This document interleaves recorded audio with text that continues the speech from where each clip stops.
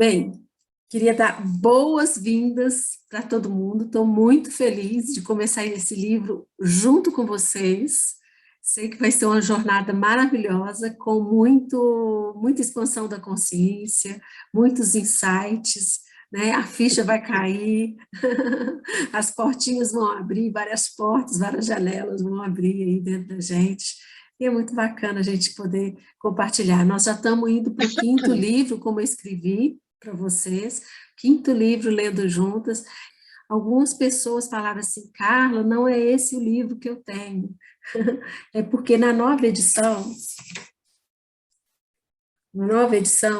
o livro, eles acrescentaram um título e o título que era inicial, ele virou um subtítulo.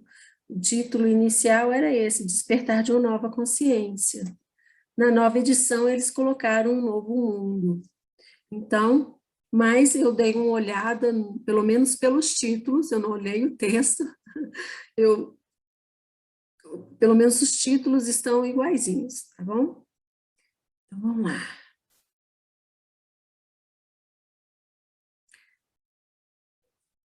Um Novo Mundo, o despertar de uma consciência. Como reconhecer o verdadeiro propósito da sua vida e contribuir para a transformação do mundo.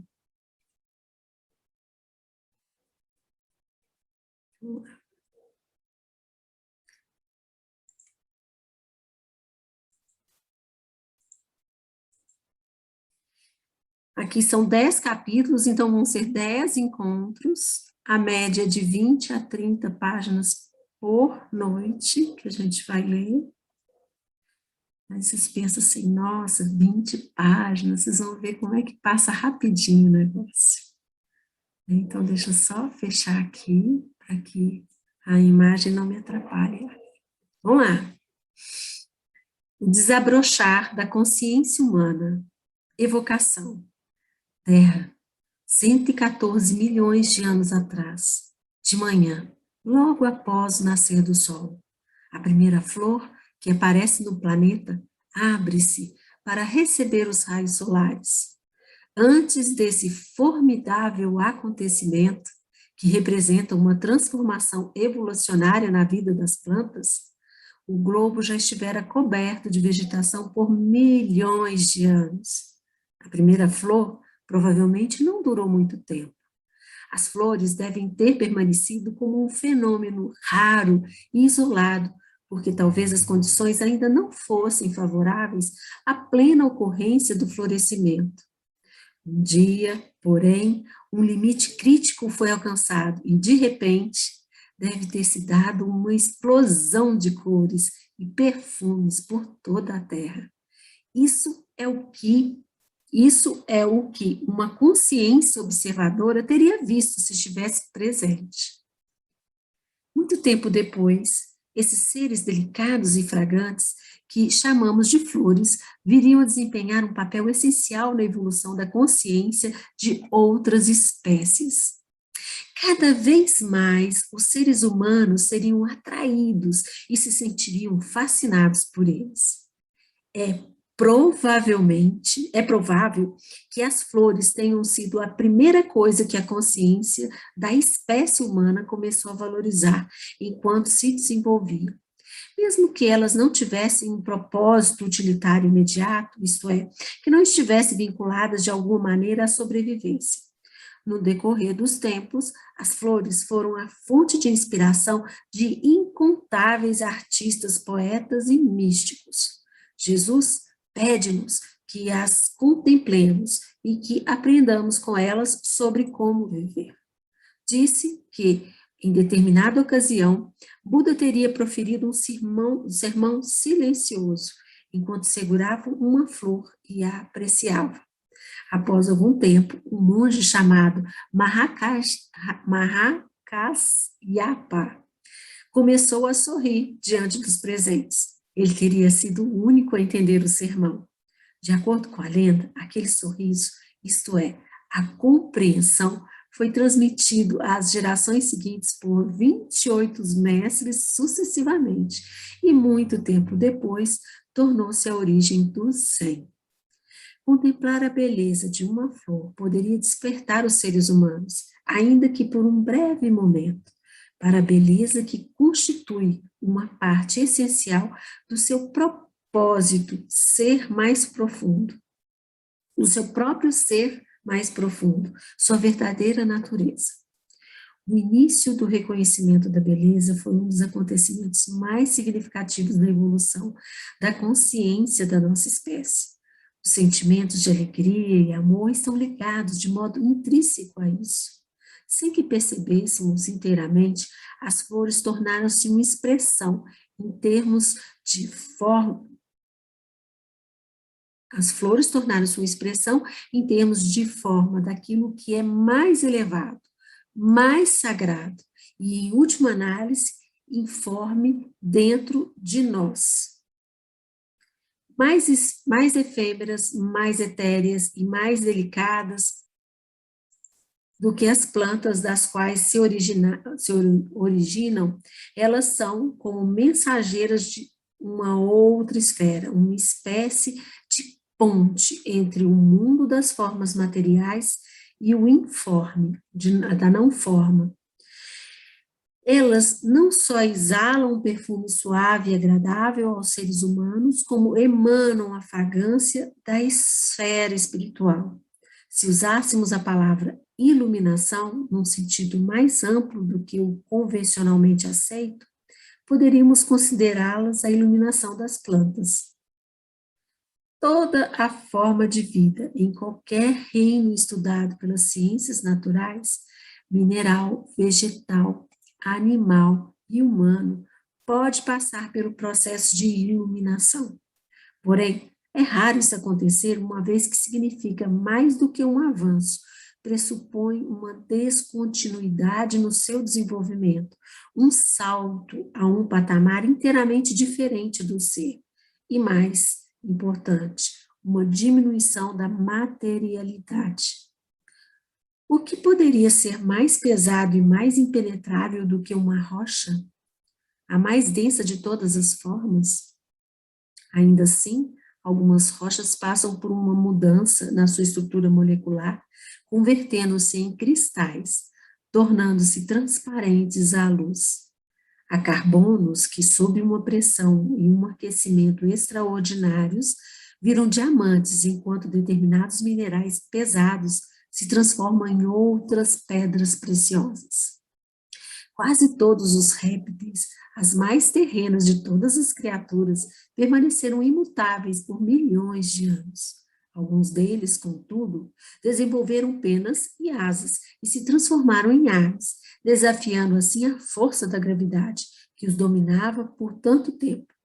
Não é que eles tenham apenas passado a rastejar e a caminhar melhor. Esses animais transcenderam completamente a capacidade de realizar esses dois tipos de movimento. Desde tempos imemoriais, as flores, os cristais, as pedras preciosas e as aves têm um significado especial para o espírito humano. A exemplo de todas as formas vivas, esses elementos são, é claro, manifestações temporárias da vida subjacente, da consciência única. Seu significado especial e a razão pela qual despertam tamanha fascinação nos seres humanos, que possuem um grande sentimento de afinidade em relação a eles, pode ser atribuídos à sua propriedade etérea. Como existe certo grau de presença, isso é, de atenção silenciosa e permanente nas percepções humanas, nossa espécie tem a faculdade de sentir a essência vital divina, a consciência ou o espírito imutável que há em todas as criaturas, em todas as formas de vida, reconhecendo-a como compatível com a nossa própria essência. Por isso, somos capazes de amá-la como a nós mesmos. Até que isso aconteça, contudo, a maioria das pessoas vê apenas as formas exteriores, não atentando para a essência interior. Da mesma maneira, como não percebe sua própria essência e se identifica somente com sua forma física e psicológica. No caso de uma flor, de uma ave, de um cristal ou de uma pedra preciosa, porém, até mesmo uma pessoa com pouca ou nenhuma presença pode perceber que essas formas contêm algo mais do que uma mera existência física, sem, no entanto, saber que essa é a razão pela qual possui sentimentos de atração e afinidade em relação a elas. Por causa da sua natureza etérea, a forma obscurece o espírito que a habita, até que ele atinja um grau inferior em comparação ao que ocorre com as outras criaturas. A exceção a isso são todas as formas de vidas recém-nascidas, bebês, humanos e filhotes de cães, gatos, cordeiros e etc. Esses seres são frágeis, delicados, ainda não firmemente estabelecidos na materialidade. Uma inocência, uma doçura e uma beleza que não são deste mundo brilham por meio deles. E é por isso que encantam até mesmo pessoas de pouca sensibilidade. Desse modo, quando estamos atentos e contemplamos uma flor, uma ave ou um cristal sem nomeá-los mentalmente, eles se transformam numa janela para o que não tem forma. Surge uma abertura interna, ainda que quase imperceptível, para o domínio espiritual. É por isso que, desde os tempos imemoriais, essas três formas de vida iluminadas desempenham um papel tão importante na evolução da consciência humana. Também é por essa razão que, por exemplo, a joia da flor de lótus é um símbolo fundamental do budismo, enquanto uma ave branca, a pomba, representa o Espírito Santo no cristianismo. Elas vêm preparando o terreno para uma mudança mais profunda na consciência planetária que está destinada a acontecer com a nossa espécie. Esse é o despertar espiritual que estamos começando a testemunhar agora. O propósito desse livro: estará a humanidade pronta para a transformação da consciência, um florescimento interior tão radical e profundo que, comparado a ela, o desabrochar das flores, por mais bonito que seja, parece apenas um pálido reflexo? Seremos capazes de perder a densidade das nossas estruturas mentais, condicionadas, e nos tornar como cristais ou pedras preciosas, isto é, transparentes à luz da consciência? Conseguiremos desafiar a atração gravitacional do materialismo e da materialidade e permanecer acima da identificação com a forma, que mantém o ego imóvel e nos condena à prisão dentro da nossa própria personalidade? A possibilidade de ocorrer uma transformação desse tipo tem sido a essência dos ensinamentos de grande sabedoria da humanidade. Os mensageiros, Buda, Jesus e outros, nem todos conhecidos, foram as primeiras flores do gênero humano. São os chamados precursores, seres raros e preciosos. Como um florescimento mais disseminado ainda não era possível na época em que eles viveram, suas mensagens se tornaram amplamente incompreendidas e muito distorcidas. Assim, não transformaram o comportamento humano, exceto no que diz respeito a um pequeno número de pessoas. Estaria a humanidade mais preparada agora do que na época dos primeiros mestres? Por que se poderia esperar isso? O que você pode fazer, se é que pode, para produzir ou apressar essa mudança interna? O que caracteriza o antigo estado egóico da consciência e quais sinais nos permitem reconhecer a nova consciência que está surgindo? Essas e outras perguntas essenciais serão discutidas neste livro. Mais importante ainda, este livro é em si um instrumento de transformação que resultou dessa consciência emergente. As ideias e os conceitos que apresenta, ainda que relevantes, são secundários. Eles nada mais são do que pontos de referência em direção ao despertar. À medida que você for avançando na leitura, uma mudança se estabelecerá no seu ser. O principal propósito desse livro não é acrescentar novas informações e crenças à sua mente, nem tentar convencê-lo de alguma coisa, e sim produzir uma modificação da sua consciência, ou seja, o despertar. Nesse sentido, ele não é interessante. Chamamos de interessante uma leitura que nos permite manter o distanciamento, analisar as ideias e os conceitos, concordar ou discordar. Mas esse livro é sobre você. Se ele não modificar seu estado de consciência, não terá sentido. Não terá feito sentido. Ele só pode despertar quem está pronto para isso. Nem todo mundo se encontra nesse estágio. No entanto, muitas pessoas já o atingiram. E com cada indivíduo que desperta, o impulso sobre a consciência coletiva cresce, fazendo com que o processo fique mais fácil para os outros. Se você não sabe o que significa despertar, continue lendo. Só por meio da experiência se conhece o verdadeiro sentido dessa palavra. Um lampejo é suficiente para dar início a essa transformação, que é irreversível. Para muitos, esse vislumbre virá enquanto estiverem lendo essas páginas. No caso de outros, talvez o processo já esteja em andamento e eles ainda não tenham compreendido. Este livro os ajudará a perceber isso. Para alguns indivíduos, ele pode ter sido desencadeado por uma perda ou um sofrimento. Porém, também pode ter se iniciado pelo contato com o mestre ou um ensinamento espiritual, pela leitura do meu livro O Poder do Agora, ou de outra obra espiritualmente viva e, portanto, transformadora, ou por qualquer combinação desses fatores. Se o processo do despertar já estiver ocorrendo com você, essa leitura irá acelerá-lo e intensificá-lo.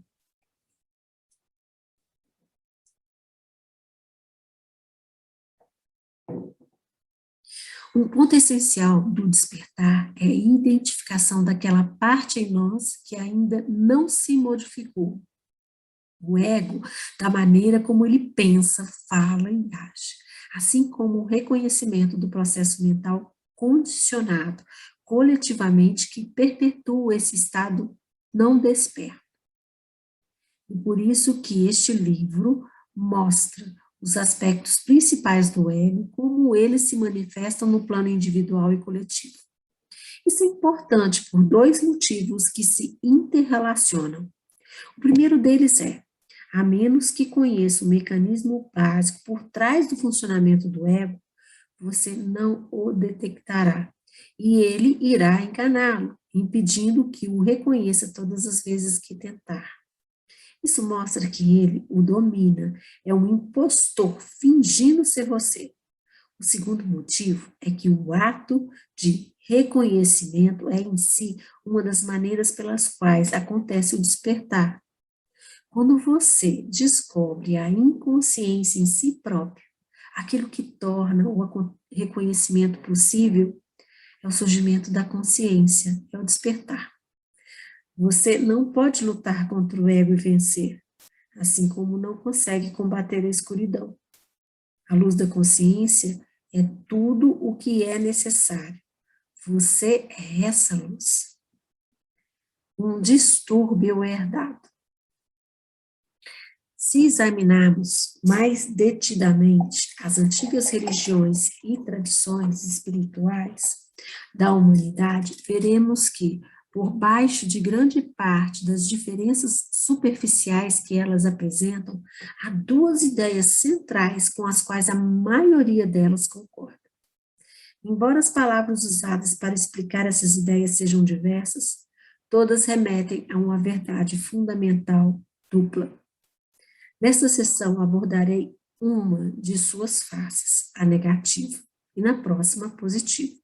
A primeira parte, o aspecto ruim dessa verdade, é a compreensão de que o estado mental normal de quase todos os seres humanos contém um forte elemento do que podemos chamar de distúrbio, ou disfunção, ou até mesmo de loucura.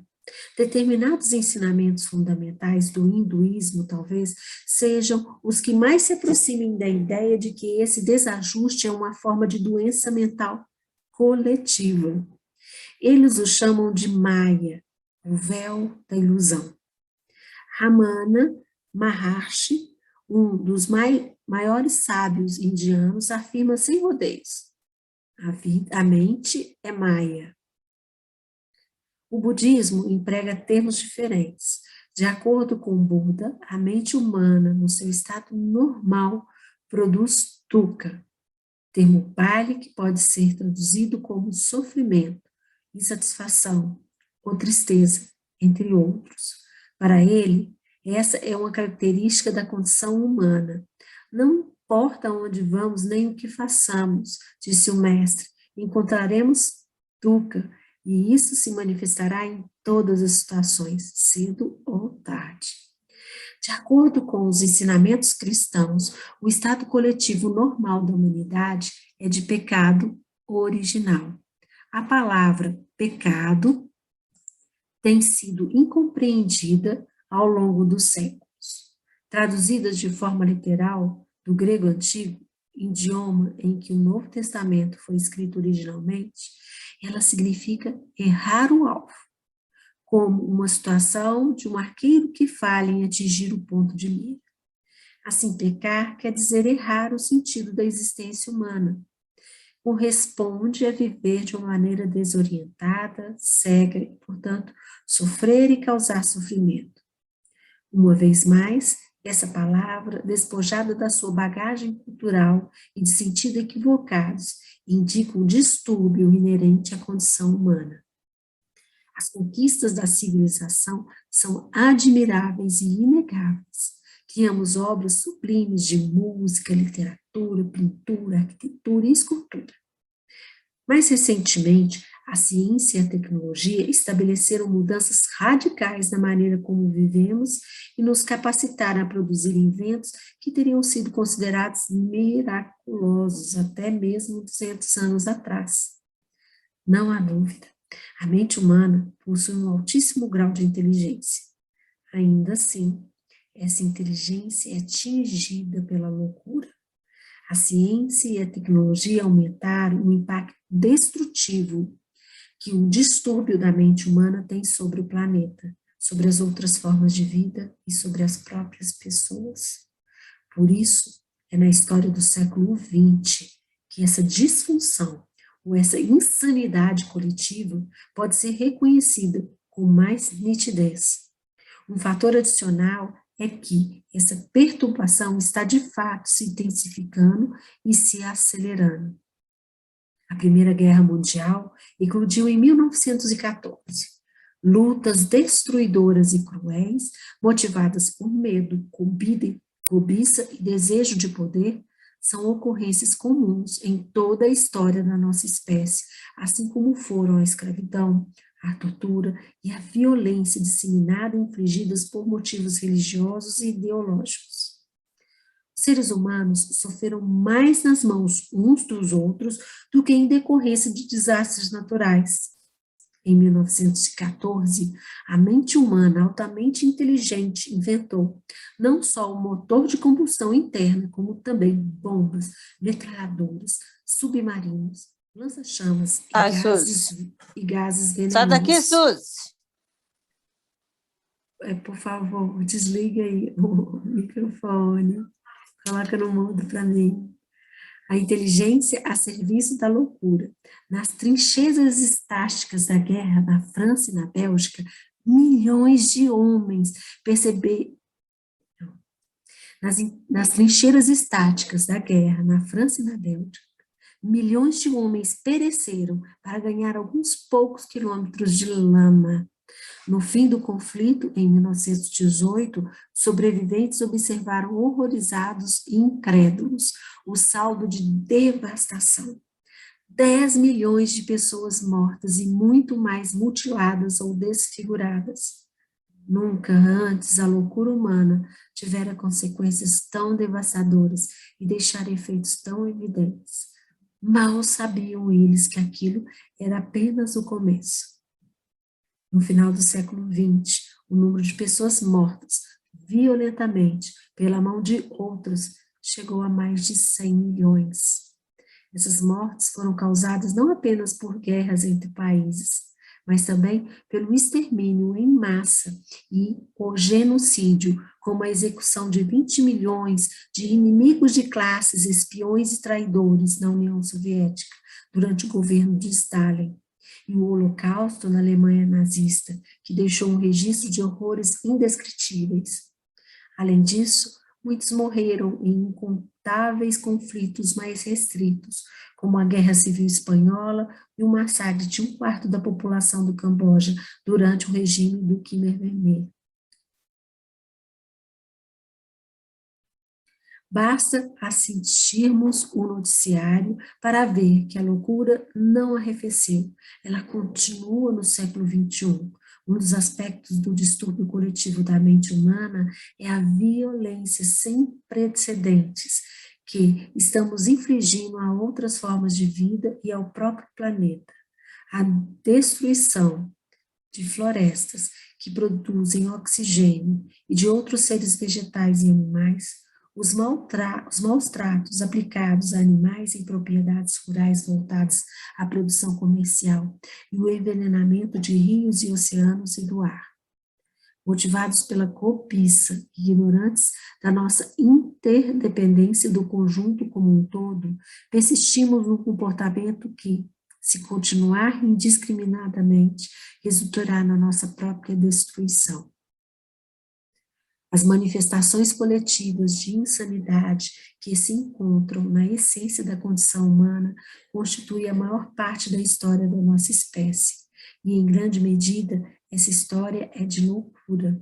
Se ela fosse o relato do caso clínico de uma única pessoa, o diagnóstico seria ilusões paranoicas crônicas, propensão patológica para cometer assassinato e atos de extrema violência e crueldade contra inimigos imaginados, sua própria consciência projetada exteriormente.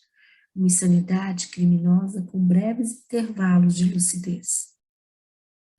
Medo, cobiça, desejo de poder são as forças motivadoras psicológicas que estão por trás não só dos conflitos armados e da violência envolvendo países, tribos, religiões e ideologias, mas também no desenvolvimento cessante nos relacionamentos pessoais.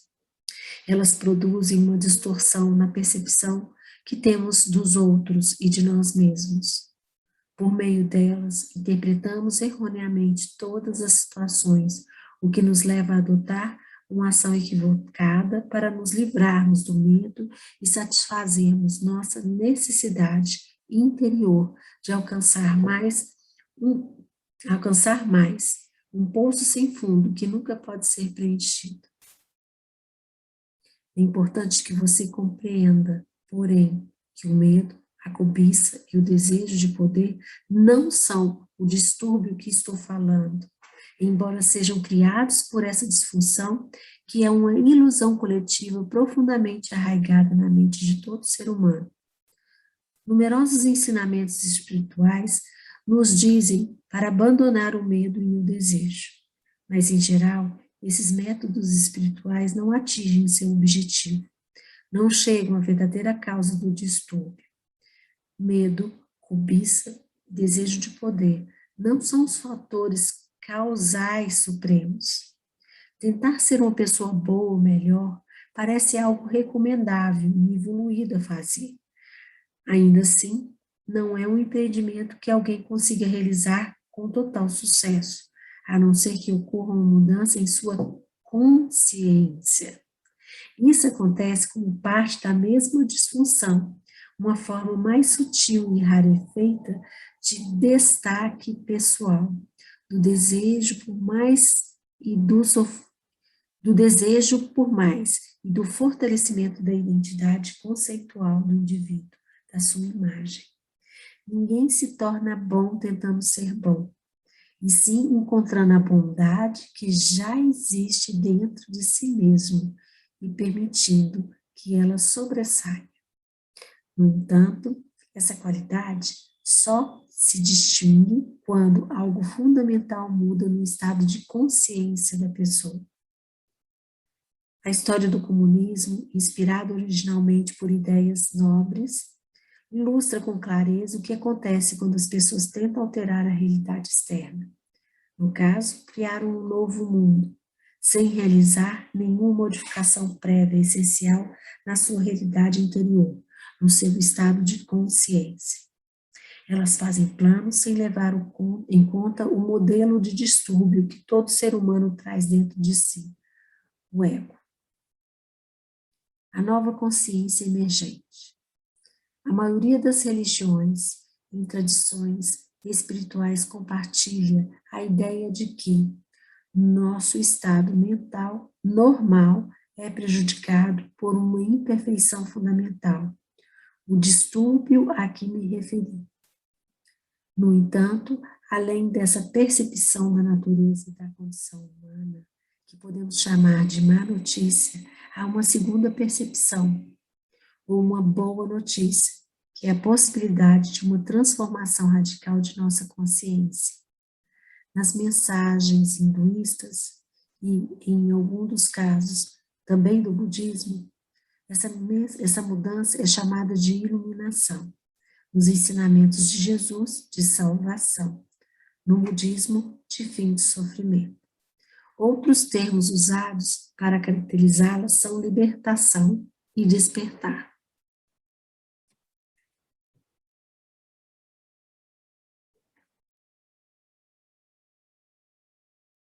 A maior conquista da humanidade não são as obras de arte, nem os inventos da ciência e da tecnologia, mas a identificação do seu próprio distúrbio, da sua própria loucura. No passado distante, alguns indivíduos chegaram a fazer esse reconhecimento. É provável que um homem chamado Siddhartha Gautama, que viveu há 2.600 anos na Índia, tenha sido o primeiro a ver essa questão com absoluta clareza. Depois, o título de Buda lhe foi concedido. Buda significa aquele que despertou. Praticamente na mesma época, outro dos mestres espertos da humanidade surgiu na China. Seu nome era Lao Tse. Ele deixou um registro dos seus ensinamentos na forma de um dos livros espirituais mais profundos já escrito, o Tao Te Ching.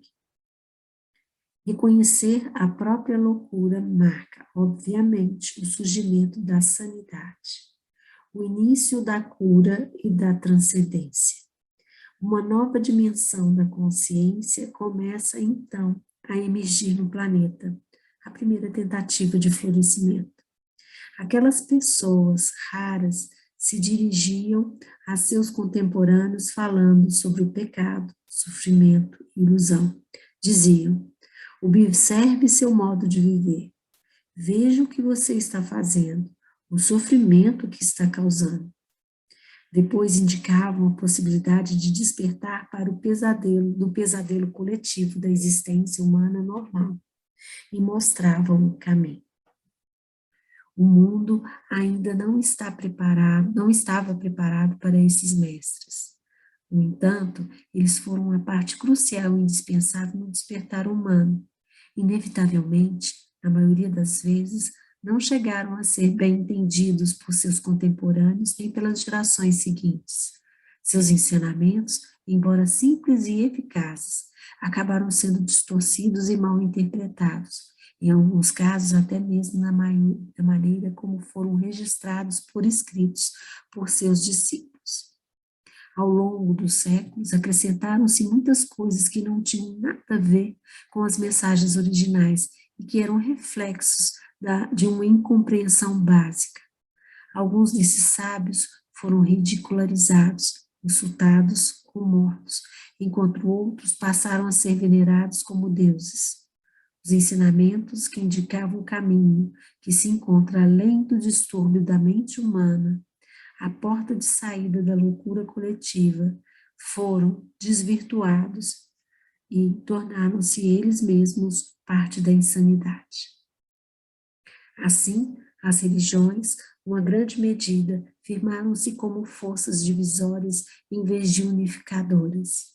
Em lugar de estabelecerem um fim da violência e do ódio, por meio da compreensão da unicidade fundamental de toda a vida, elas suscitaram mais violência e ódio, mais separações entre indivíduos, religiões e até mesmo rupturas dentro de um mesmo credo.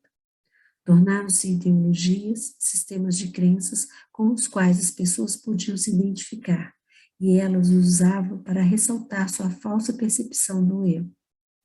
Por meio dessas crenças, elas se classificavam como certas e chamavam os outros de errados.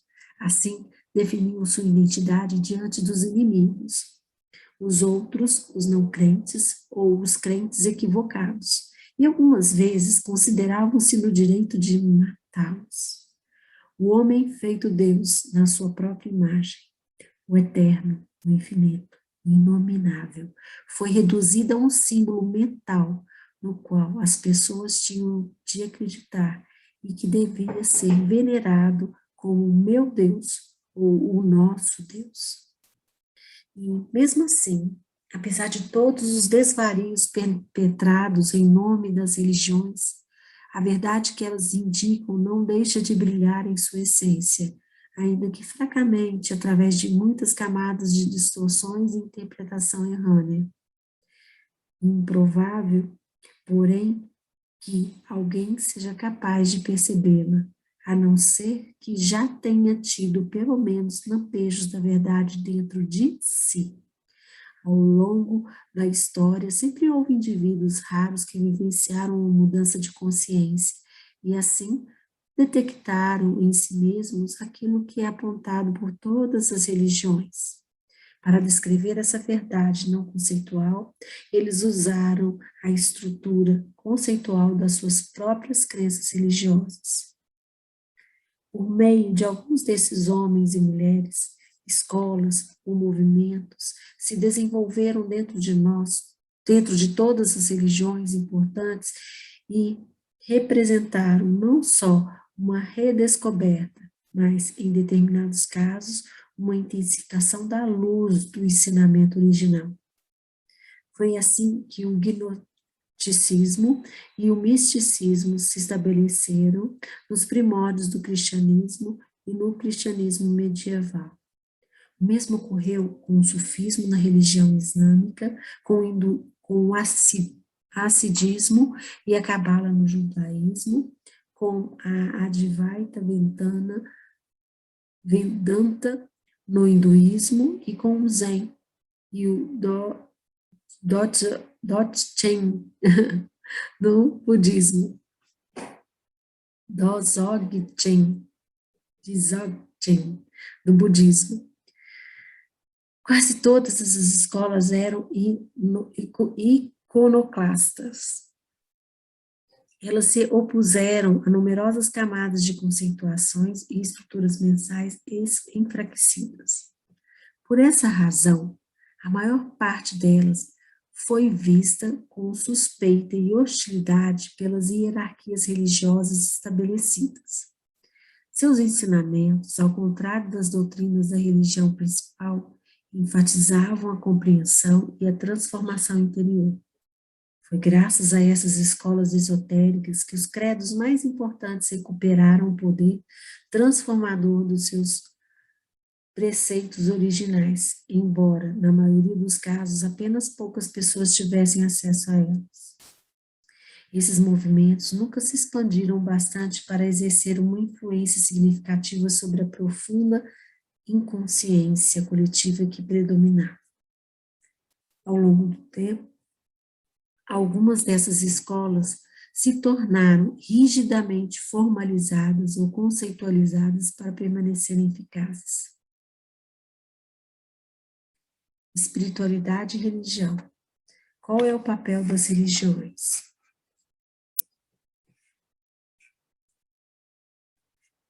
Qual é o papel das religiões estabelecidas no surgimento da nova consciência?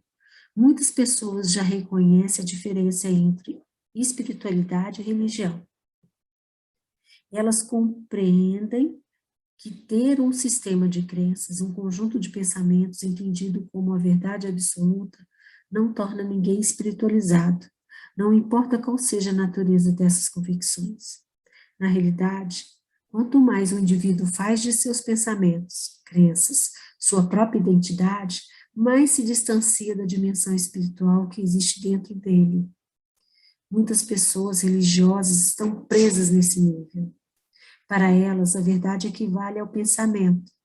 Como estão completamente identificadas com o pensamento, sua mente, consideram-se detentoras exclusivas da verdade, o que é uma tentativa inconsciente de proteger a própria identidade. E elas não compreendem as limitações do pensamento. A seus olhos, qualquer indivíduo que acredite e pense de modo diferente está errado. Num passado não muito distante, isso lhe serviria de justificativa para matar alguém. E ainda há quem faça isso hoje em dia. A nova espiritualidade, a transformação da consciência está surgindo em grande parte fora das estruturas das religiões institucionalizadas. Sempre houve bons sonhos de espiritualidade, até mesmo nas religiões dominadas pela mente, embora as hierarquias formais tentassem eliminá-los por considerá-los uma ameaça. O fato de que a espiritualidade está aparecendo em larga escala fora das estruturas religiosas é algo inteiramente novo. No passado, isso teria sido inconcebível, sobretudo no Ocidente, terra das culturas mais controladas pela mente, onde a igreja cristã detinha uma franquia virtual da espiritualidade. Ninguém podia falar a uma plateia sobre esse tema, nem publicar um livro sobre o assunto sem a autorização da igreja. Caso contrário, seria silenciado. Hoje em dia, porém, mesmo dentro de determinadas crenças e religiões, há sinais de mudança. Isso é confortador e qualquer pessoa se sente grata pelos sinais de abertura, como foram as visitas do Papa João Paulo II a uma mesquita e a uma sinagoga. Em parte, como resultado dos ensinamentos espirituais que surgiram fora das religiões estabelecidas, mas também em decorrência da influência da antiga sabedoria do Oriente, um número cada vez maior de seguidores das religiões tradicionais tem sido capaz de deixar de lado a identificação com a forma, o dogma e um sistema de crenças rígido. Essas pessoas têm descoberto a profundidade original que está oculta em sua própria tradição espiritual, ao mesmo tempo que encontram uma profundidade dentro de si mesmas. Elas compreendem que o seu grau de espiritualidade não está absolutamente relacionado com aquilo em que acreditam, porém que ele tem tudo a ver com o seu estado de consciência. Isso, por sua vez, determina como alguém age no mundo e interage com os outros. Aqueles que não são capazes de ver além da forma ficam mais arraigados às suas crenças, isto é, a seus próprios pensamentos. Hoje em dia, estamos testemunhando não apenas uma influência sem precedentes da consciência, como também uma resistência a uma intensificação do ego. Há instituições religiosas abertas à nova consciência, enquanto outras endurecem suas posições doutrinárias e se tornam parte de todas aquelas estruturas artificiais que o ego coletivo usa para se defender e revidar. Algumas igrejas e seitas, assim como determinados cultos ou movimentos religiosos, são em essência entidades egóicas coletivas, uma vez que se identificam rigidamente com suas convicções mentais, a exemplo do que fazem os adeptos de qualquer ideologia política fechada a todo tipo de interpretação alternativa da realidade. Mas o ego está destinado a se dissolver e todas as suas estruturas rígidas, sejam elas instituições religiosas, corporações, governos ou entidades de outro tipo. irão se desintegrar de dentro para fora, mesmo que pareçam estar profundamente protegidas. As estruturas mais inflexíveis, as mais impermeáveis a mudanças, serão as primeiras a desmoronar. Isso já aconteceu no caso do comunismo soviético. Por mais resguardado, por mais sólido e monolítico que se mostrasse, em poucos anos esse sistema se descompôs de dentro para fora. Ninguém tinha previsto esse fato. Todos foram surpreendidos e há muito mais surpresas aguardando por nós. A turbulência da transformação. Quando se vê diante de uma crise radical, quando o seu antigo estilo de existir no mundo, de interagir com os outros e com o reino da natureza, não funciona mais, quando a sobrevivência é ameaçada por problemas aparentemente incontornáveis, uma forma de vida individual, bem como uma espécie, morrerá ou ultrapassará as limitações da sua condição por meio de um salto evolutivo. Acredita-se que as formas de vida no nosso planeta tenham se originado no mar. Quando ainda não havia nenhum animal sobre a terra firme, o mar já estava cheio de vida. Então, a certa altura, uma das criaturas marinhas deve ter começado a se aventurar pelo solo. Talvez ela tenha se arrastado por alguns centímetros. Depois, exausta por causa da enorme força gravitacional do planeta, pode ter voltado à água, onde a gravidade é quase inexistente, pois ali conseguiria viver com muito mais facilidade. Mais tarde, ela tentaria de novo e de novo. Muito tempo depois, esse ser se adaptaria à vida na Terra, desenvolvendo pés em vez de nadadeiras e pulmões em lugar de guelras. Parece improvável que uma espécie se expusesse a um ambiente tão estranho e sofresse uma transformação evolucionária, a não ser que fosse compelida a fazer isso por uma situação extrema. Talvez uma grande área de mar tenha passado a receber um volume cada vez menor de água do oceano principal, o que, ao longo dos milhares de anos, poderia forçar os peixes a deixar seu habitat e evoluir. Reconhecer e não responder. Responder a uma crise radical que ameaça a nossa própria sobrevivência.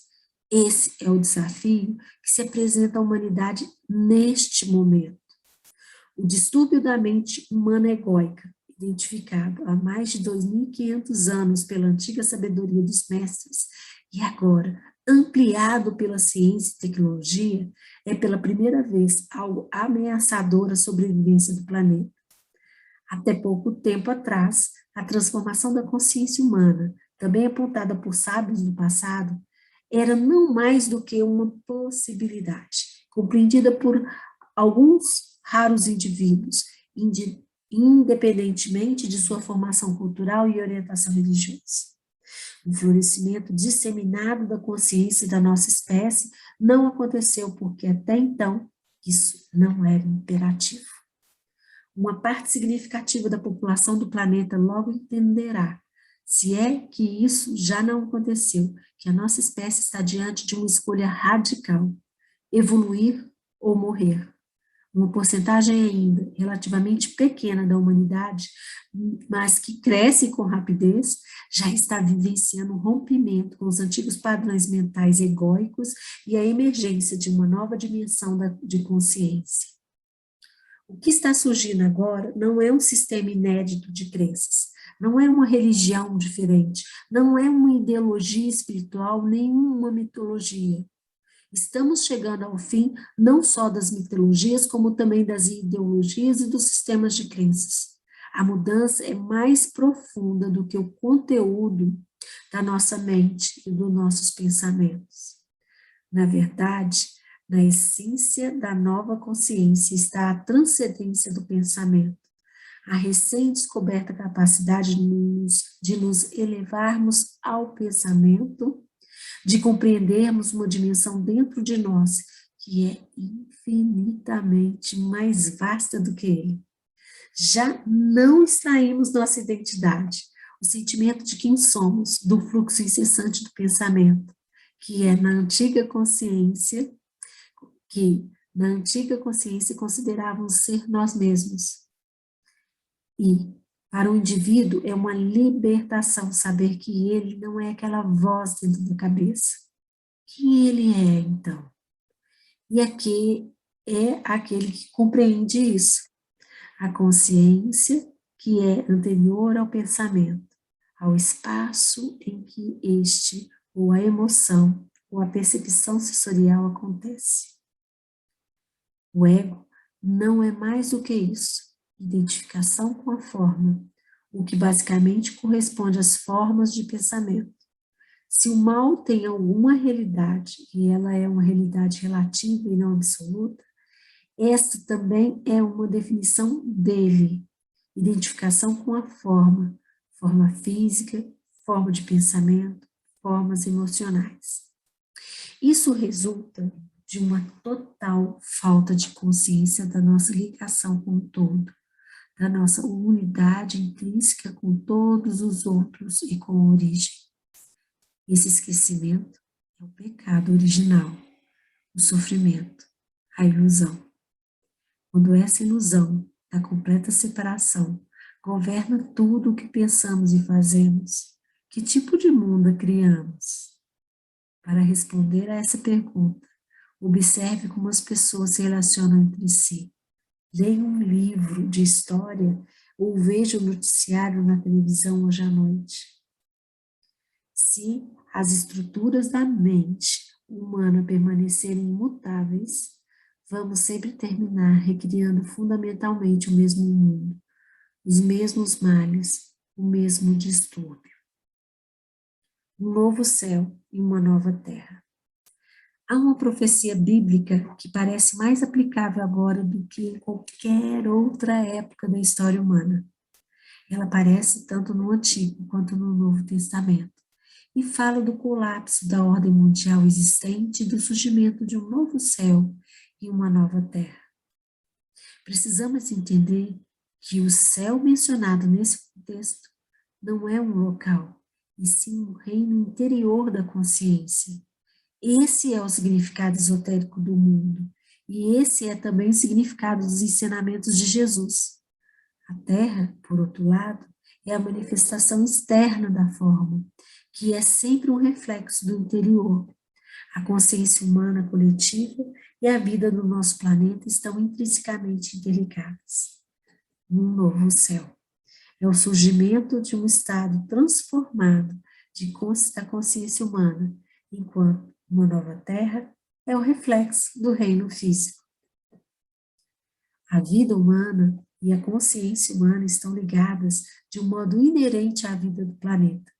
Por isso, à medida que a consciência antiga se dissolve, tendem a ocorrer manifestações naturais de sincronismos geográficos e climáticos em muitas partes do globo, algumas das quais temos testemunho. E aqui, capítulo 2. Uau! Olá, pessoal! Para quem não veio lá no início, muito intenso, né? Tem que ler, eu acho que umas 10 vezes para a gente captar tudo, absorver tudo que ele está, né, querendo. As ideias dele realmente fazem quebrar nossos paradigmas, né? Identificar essa exacerbação da mente humana como uma moléstia, né, como realmente uma doença, uma loucura.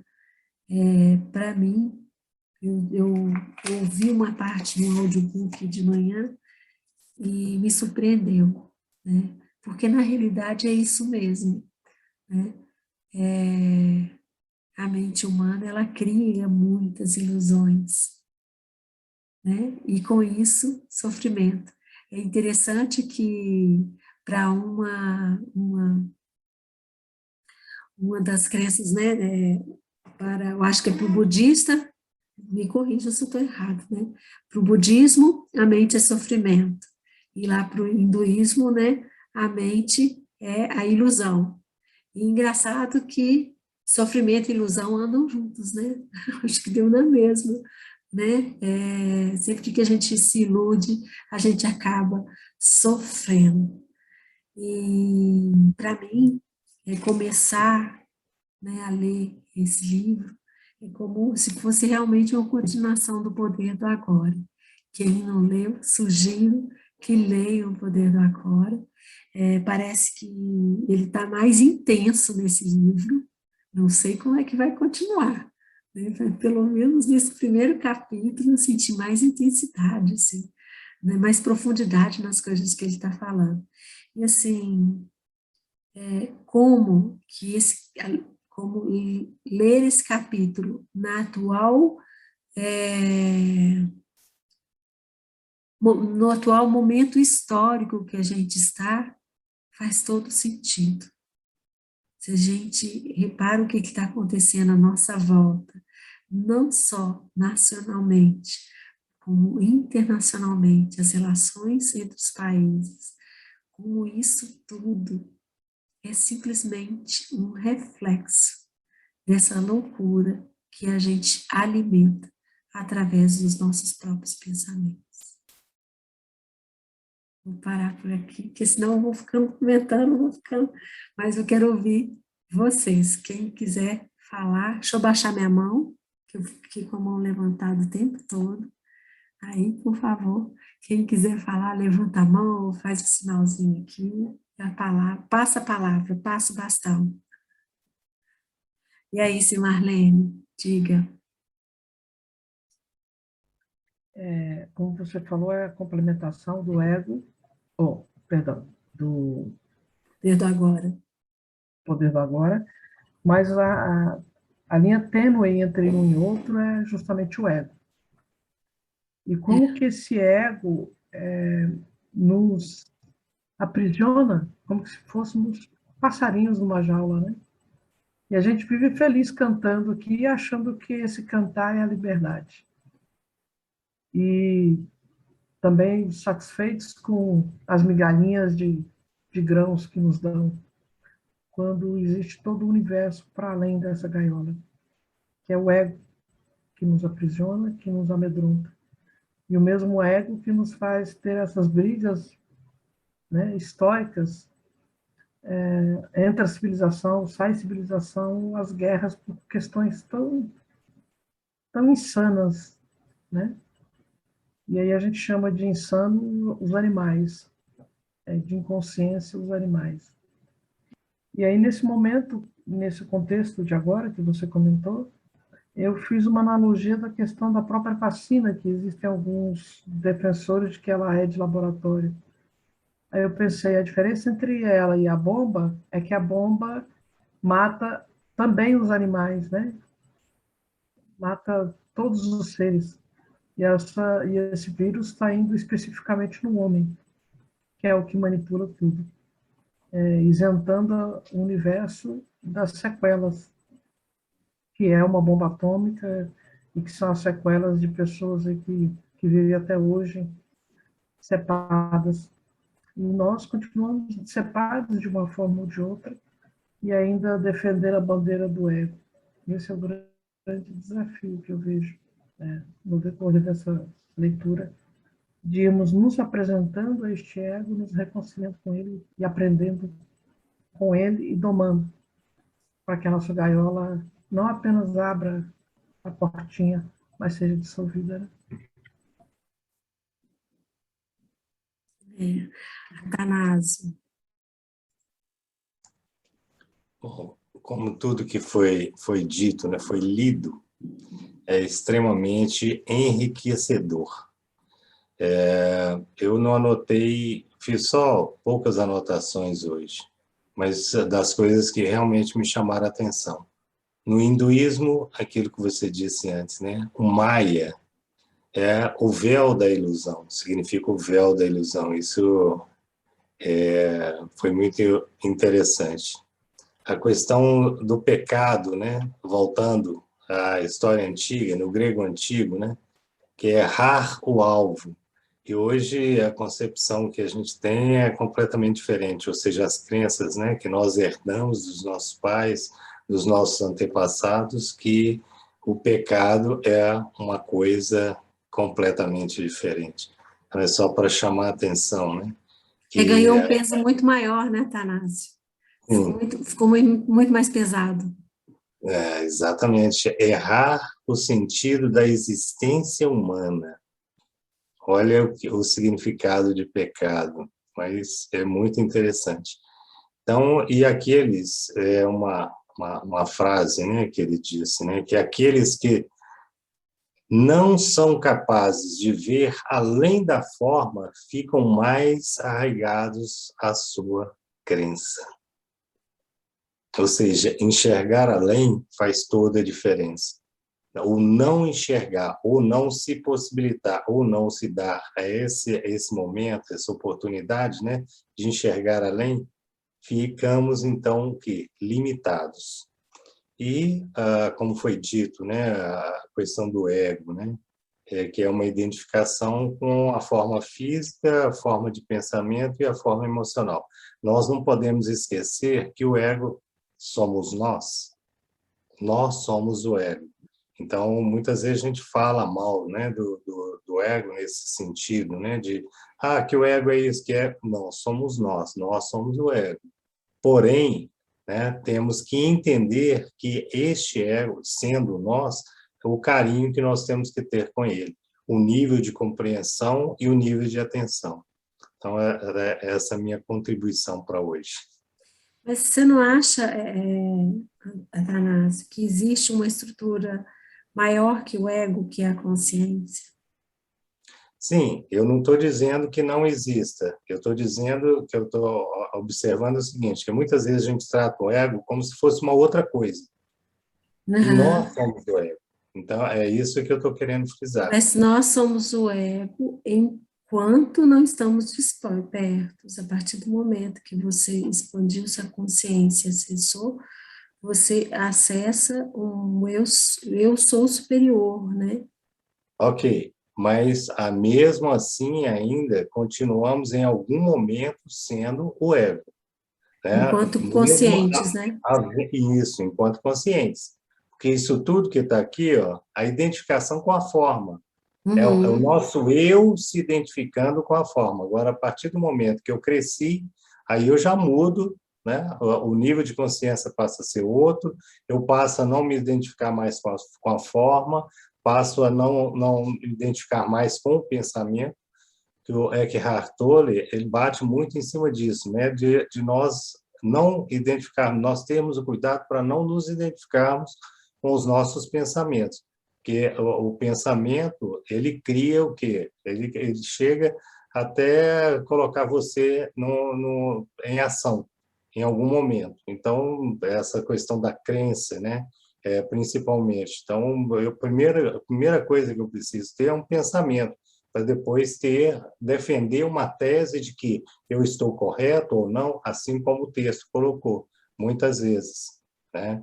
Então, por isso que é importante a gente lembrar, né, desses detalhes, né? E eu acredito piamente nisso que ele colocou aqui para a gente, né? Que o ego é a identificação com a forma física, forma de pensamento e formas emocionais, ou seja, é o nosso eu consciente. Agora, quando a gente transcende, né, aí passa a não existir mais esse ego, ele passa a não ter mais importância na nossa vida. É assim que eu vejo, Entendi agora. entendeu? Entendi. Mas essa que é a minha contribuição de hoje. Show. Fernando. A minha contribuição é só para uma coisa que está acontecendo hoje no mundo, e há um tempo atrás eu e Silvia até comentamos isso a respeito do que existe dentro do Oriente Médio entre os muçulmanos e o israelita, né? E hoje nós estamos vendo essa questão do Afeganistão. a crença religiosa, ou o radicalismo religioso. O que é crença, o que é espiritualidade. O que é religião, o que é espiritualidade. Então, é uma coisa que nós temos que saber dosar isso, né, e separar muito bem separado. Porque senão nós vamos ter um grande genocídio. É só uma observação, porque eu fiquei estarrecido com o que está acontecendo no Afeganistão. Tá? É uma atrocidade. Sim. É interessante que, olha só, na nossa cultura, né, faz todo sentido para nós perguntar assim, de qual religião você é? Mas faz sentido perguntar de qual espiritualidade você é? Espiritualidade é uma só, é aquela que nos conecta com a essência que a gente tem dentro da gente, com algo maior que tem dentro de nós, e que é universal, não divide, unifica, né? Eu acho que é por aí um caminho da gente se tornar mais wise, né? É gozado, porque eu e Silvia estávamos brincando quando nós falamos sobre isso, né, Silvia? Lá tem toda essa briga no Oriente Médio. Aqui, o árabe e o judeu se dão. A comunidade convive. No Brasil, os laços são... Né? É gozado. Por quê? Né? Por quê? Vou passar a palavra para Maria Rita, que ela tinha levantado a mão. Você está com o microfone fechado.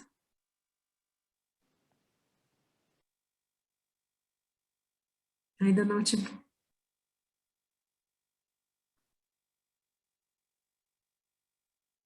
Não. Deixa eu pedir Ask to Unmute aí, que você vai ver um bilhetinho aí, Maria Rita. Ask to Unmute aí. Vai facilitar para você.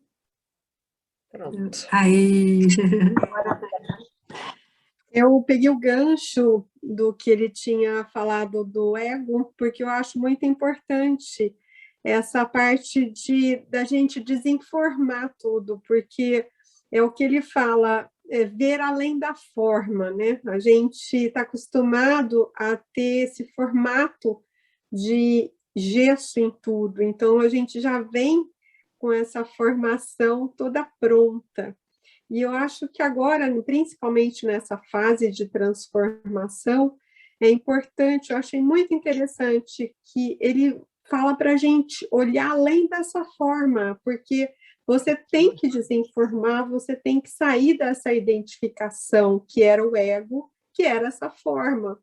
Então, eu acho que ao invés de você olhar esse lado exterior, você tem que olhar mesmo o reino interior que ele fala. Então, eu acho que esse fechamento foi muito interessante, porque a gente necessita da urgência da transformação em todas as formas, em todo o planeta. Eu acho que desde as plantas, desde os animais, que ele dá a ideia da origem do mar, ele vem na história, e aí essa parte eu acho que eles conseguiram evoluir, se adaptar, e a gente está num momento muito importante dessa transformação mesmo. Então, esse gancho eu acho que dá um fechamento muito lindo, que ele fala um novo céu e uma nova terra, porque é esse colapso mesmo, né, de tudo, e vem nesses problemas que nós estamos tendo, políticos, religiosos, enfim, foi isso, eu acho legal. Ótimo, Maria Rita. E da sua fala, eu lembrei outra coisa que eu queria comentar, é que foi muito bonito a imagem que ele começou a construir dentro de nós da flor. né? Exato. Um dia nasceu uma flor, mas ela não durou muito, não, durou pouquinho tempo. E as pessoas, né, as plantas foram se evoluindo aos pouquinhos, mas de repente houve um salto, e todo mundo, no mundo inteiro, houve aquela provusão de cores, aromas e de flores, né? Ficou florido. E, paralelamente, a gente pode usar essa imagem de como será o mundo quando a gente verdadeiramente deu um salto quântico, né? De expansão das nossas consciências.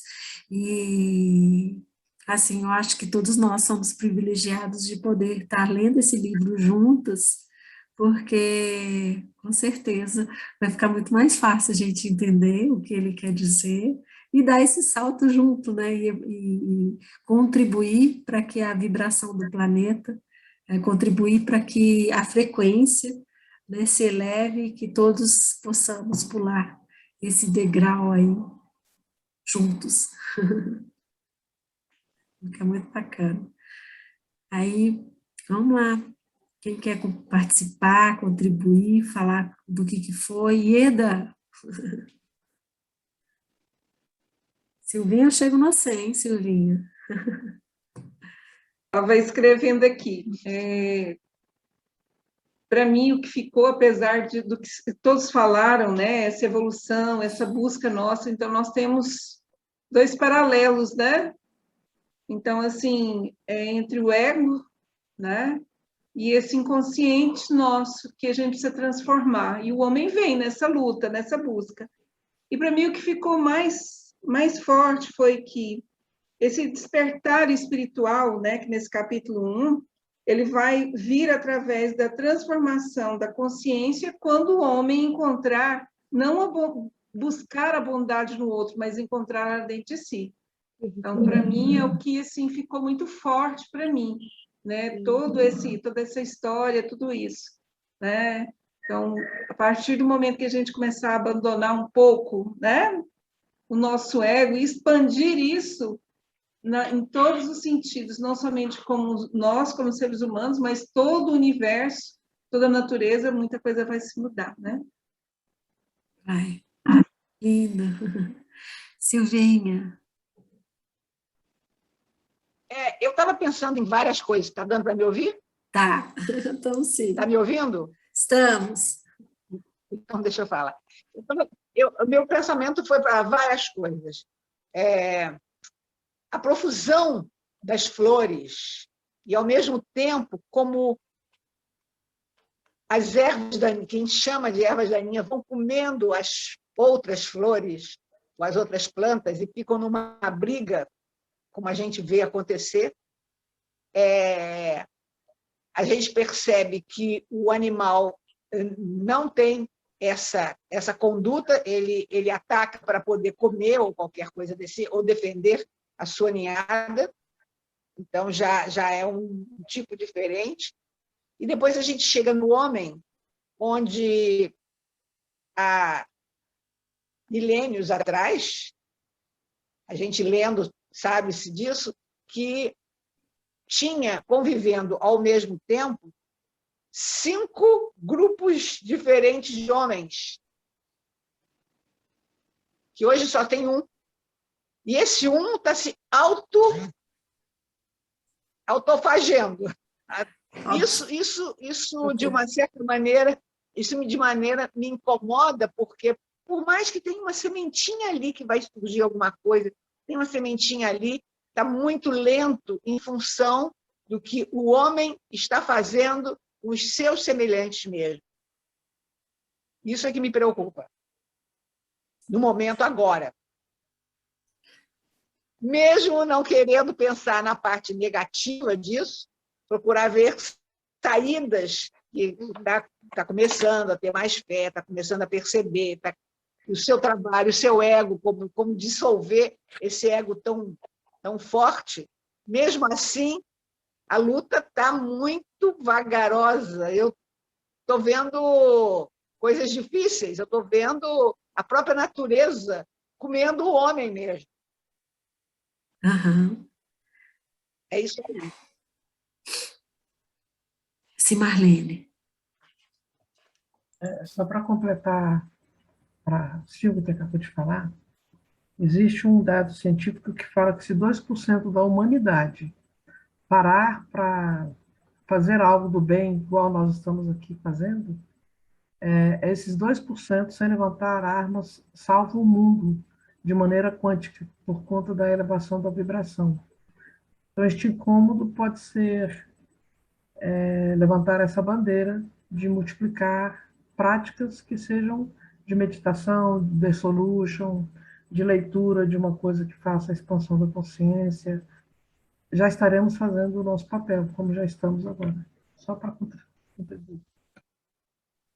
Isso. Não, eu concordo. Eu falei a parte negativa que me pegou, mas essa parte positiva, é claro que nós temos que, a cada minuto, estar exercitando elas, com a gente mesmo e com o próximo.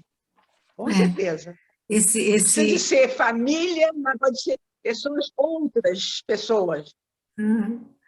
Engraçado que sementes.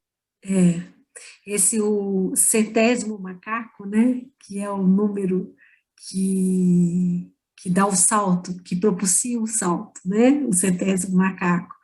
E aí teríamos o 100º homem, ou a 100ª consciência ser expandida, que ia propiciar, né, que vai propiciar, vamos mudar, vamos colocar no futuro pretérito, não, vamos colocar na certeza, que vai propiciar, né, o salto. Volta e meia, eu já ouvi falar que era 11%, já ouvi falar que era 6% ou 7%, agora eu ouvi da Cimarlene 2%, eu acho que a espiritualidade está querendo ajudar a gente, está diminuindo a quantidade para facilitar o salto. Com certeza, com certeza.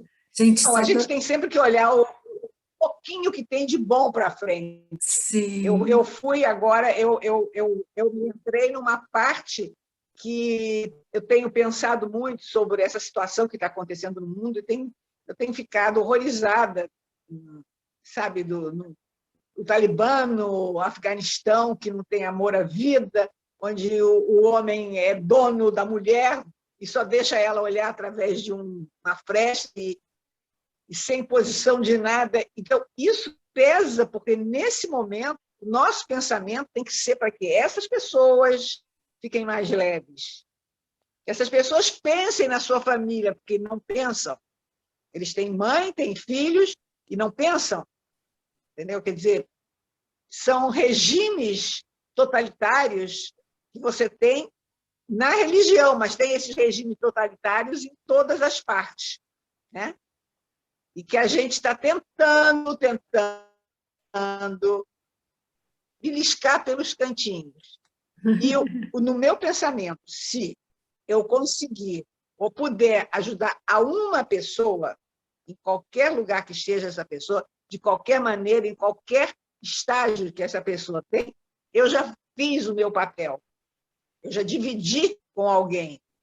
Eu acho que isso é que tem que ser passado e saído em concêntricos, em bolas concêntricas, atingindo o maior número de pessoas que possam ter um sentimento e avaliar o seu erro.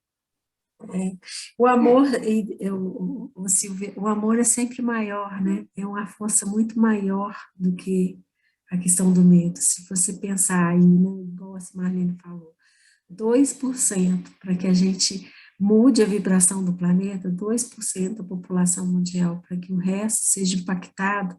Olha a força disso. É um ponto, é como se fosse aquela gota naquele oceano, né, parado, e aquela gota que vai fazer movimentar todo o resto, né? O impacto disso é muito grande. E hoje, quando a gente fez o Dissolution de manhã cedo, a prática do Dissolution, a gente colocou como um ponto para ser energizado, para a gente levar, né, foco, atenção, consciência, a gente colocou o Afeganistão, hoje de manhã. E quando a gente vai escutar a mensagem do nosso coração na prática, me veio a questão da liberação. E não tinha nada a ver com a pergunta que eu tinha feito para o meu coração nesse dia. E eu falei assim, liberação, liberação, não estava fazendo sentido, porque naquela hora que eu perguntei para o meu coração, eu falei assim, não me lembrei, eu não me lembrei do Afeganistão, mas na hora que eu abri os olhos, depois de feito todas as expansões, né, a gente vê como é que a informação, ela se casou tanto com a situação que estava, né, porque veio liberação, despertar, serenidade na turbulência e aquieta-te, saiba eu sou. Né, vieram essas palavras, e eu falei assim, gente, olha só, eu fiz uma pergunta individual por uma questão minha, mas o que veio foi muito maior do que eu, é estar a serviço, é simplesmente se colocar a serviço, deixar que a energia flua para um bem maior, que não é o seu, mas que no fundo você também vai ficar feliz em ver, você se sente bem, porque todos nós fomos impactados com essas notícias, né? Todos nós estamos nesse meio, né, assim, nossa, aconteceu aquilo, as imagens são impactantes, a gente não gosta de ver isso, e é lógico, do contrário, na hora que aconteceu o contrário, e que a gente vê pessoas se abraçando, né, igual a música de John Lennon, né, Imagine,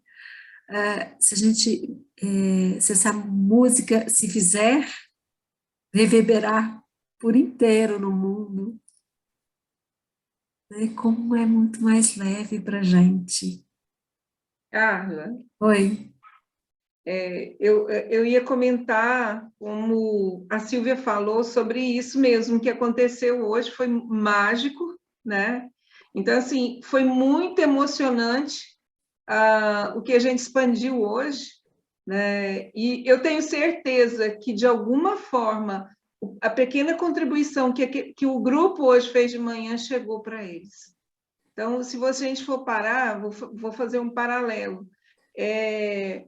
A Hahnemann, né, quando ele falava da homeopatia, o que ele fala? Que uma gota de água, ela transforma tudo.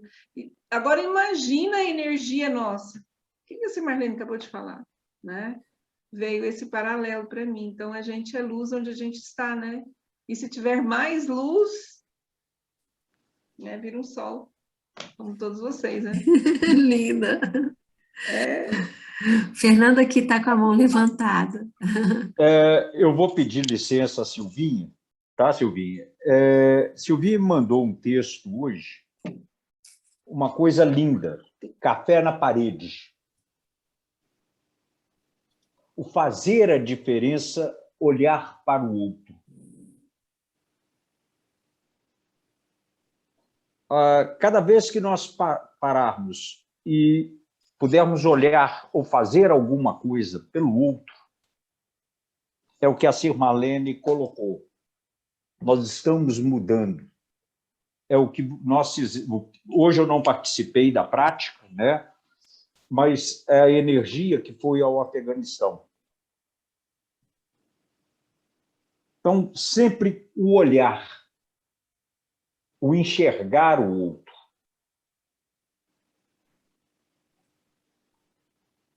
Começar a mudar. E não ficar preso apenas no eu. Eu acredito que o homem, o ser humano, ele está individualista demais da conta. E está aí o que está acontecendo. Muitos de nós aqui vivemos a guerra do Vietnã. Temos aquela imagem daquela criança com a bomba de Nepal, correndo pela estrada queimando. A queda dos fugitivos do Talibã caindo do avião.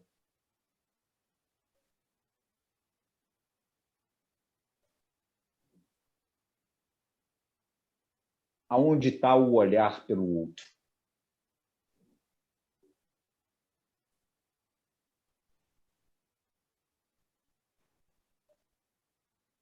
As mulheres no Afeganistão, é justo não ter direito à escola, não ter direito ao trabalho, não ter direito à liberdade,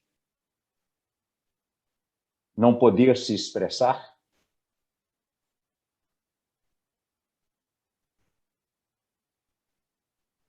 Então, Fernando, você não precisa de ir muito longe, não. Não precisa de ir muito longe, não. Você tem isso aqui no Brasil. De algumas maneiras, você tem isso aqui no Brasil ainda. Então, o que nos choca mais é que a gente, de uma certa maneira, não faz nada com o que acontece aqui e se mobiliza com o que acontece lá. Concordo plenamente com você, Silvia. Isso é o que me choca mais. Isso é o que me choca mais. Concordo plenamente. Eu concordo plenamente com você.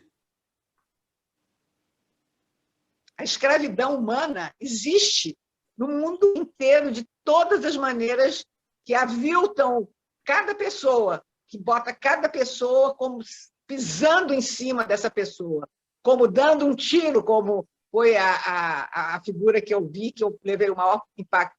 Você tem isso em tudo quanto é lugar. Você tem trabalho escravo a 3x2, sabe? Então, a nossa mentalidade, o nosso ego, ou a nossa sensibilidade tem que se levantar para essas pessoas e sentir que elas não são só isso. Elas não são só isso. Com o tempo, alguma coisa pode ser feita, mas no momento que as coisas estão acontecendo, elas estão subjugadas. Não só subjugadas, como rotuladas Esse é um pedaço também. do mundo. Esse é um lado. Esse é um lado que estamos vivendo agora. Do outro lado, você tem pesquisas em coisas mais importantes para o mundo, descobertas, aparelhos, tipos de operação cada vez mais tranquilas. É o que eu tenho... É o que o livro fala, que ele fala da evolução científica, né? A mente humana, ela tem que ser utilizada como uma ferramenta, e não como o guia, né? Quem tem que ser o guia é a nossa consciência. Marlene, Mas não está sendo um bom guia agora. Nós estamos aqui para justamente começar a despertar essa consciência para as coisas que a gente faz no dia a dia e que a gente ainda não tem consciência. Se Marlene fez são as pequenas coisas. São as pequenas coisas que a gente faz, que a gente...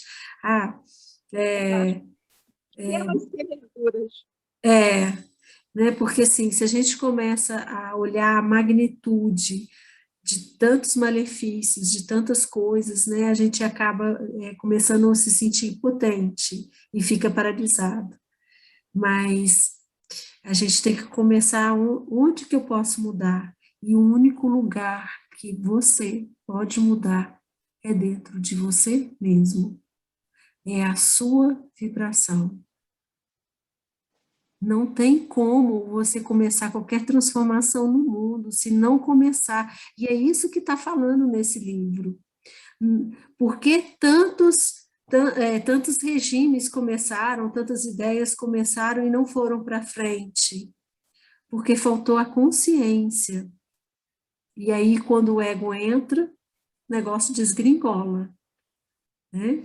Então... Eu só queria... Desculpa, Carla, te interromper. Se Marlene fez um comentário a respeito da Covid, eu só queria que ela colocasse, ela fez um comentário a respeito das sequelas, não foi isso, Marlene? Posso Ela já começar está no indicativo para a gente não estender muito aqui.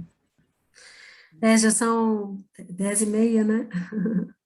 E assim, É. queria dar oportunidade para outras pessoas falarem. A Maísa, ei Maísa, tudo jóia, querida? A Tereza, a Maria Cristina, a Alva, a Mariana, Regina Selle, querida, Fabiana, Valéria, Daiane, que estão aqui. A turma estava grande, ainda está grande.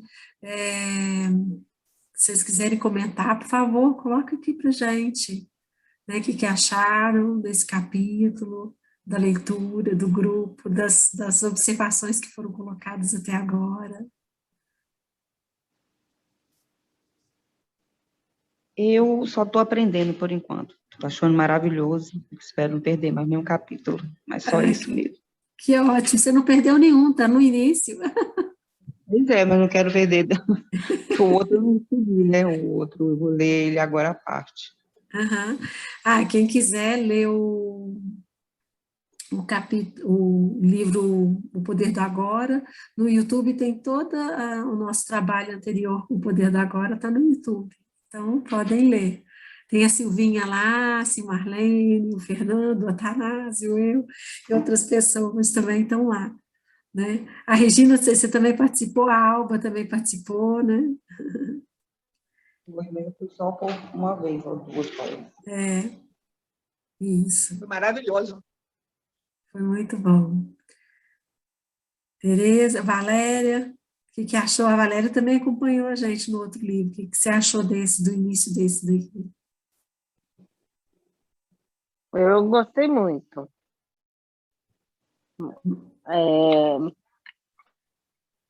A continuação aí, né, do agora e do, né,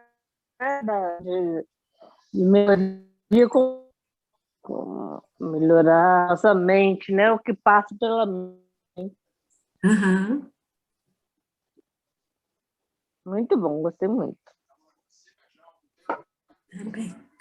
Pessoal, são 10h39, 10h40, então acho que a gente pode encerrar. Tem alguém mais querendo colocar alguma coisa? A gente encerra por aqui. Oi, Tereza, quer falar alguma coisa? Não? Então, vamos ficar por aqui. Foi um grande aprendizado, né, Fernando? Silvinha? Se Marlene já foi. Foi ótimo estar com vocês. Foi Beijo para todos ótimo, vocês. foi ótimo. Maravilhoso. Maravilhoso. Já estou com também. gosto de quero mais, quero o próximo, quero o próximo. Próximo capítulo. Até porque vai falar do positivo. E vai falar do positivo. Eu quero sair dessa. Jogar tudo fora. Então vamos exercitar. Gente, paz e luz a todos. Boa noite. Boa noite. Tchau. Fernanda, a Marlene colocou lá agora na mensagem lá sobre o Covid. Eu vi lá, eu acabei de ler. Então tá bom. Gente, boa noite. Boa noite. Boa noite. Muito bom. Muito obrigada. Paz e luz a todos. Amém. Tchau. Beijo. Essa luz. Beijo.